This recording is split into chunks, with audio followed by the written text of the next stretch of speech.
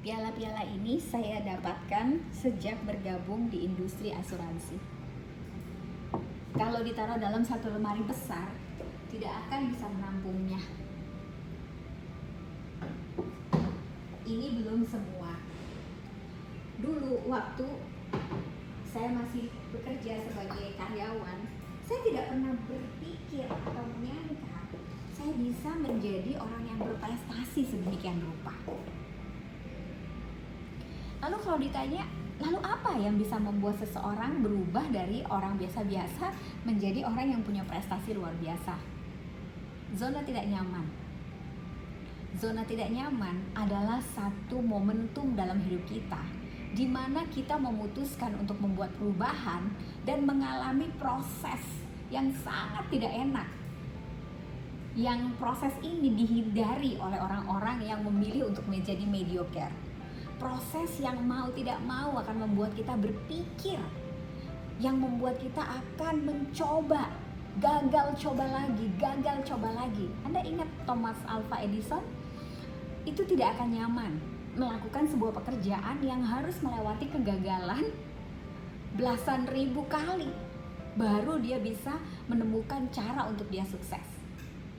Zona tidak nyaman akan dilewati oleh orang-orang yang bertekad untuk terus bertumbuh. Ketika teman saya mengatakan, aduh saya bukannya nggak mau berubah Sra, saya mau, tapi saya sudah nyaman dengan keadaan saya nggak berani untuk masuk ke zona tidak nyaman. Umur saya sudah berapa? Tahu nggak apa artinya ketika seseorang berkata, saya sudah nyaman dengan hidup saya sekarang? Saya curiga itu bukan rasa syukur. Itu sebetulnya adalah orang itu memilih untuk berhenti bertumbuh, berhenti berkembang. Usia tidak menjadi patokan apakah kita akan bertumbuh atau tidak. Anda masih ingat kan? Pendiri daripada KFC, usianya di atas 60 tahun waktu dia memulai bisnisnya. Saya juga teringat cerita di dalam Alkitab yang saya percaya. Musa umur 80 tahun waktu dia memulai perjalanannya menjadi seorang pemimpin. Jadi ketika kita tahu kita sudah nyaman, itulah saatnya untuk berubah. Itulah saatnya untuk kita men-challenge, menantang diri kita. Ayo, kamu masih mau bertumbuh gak? Kamu mesti melakukan sebuah perubahan, masuk ke zona tidak nyaman dan bertumbuh lagi. Pertanyaannya sekarang, kenapa kita harus terus bertumbuh?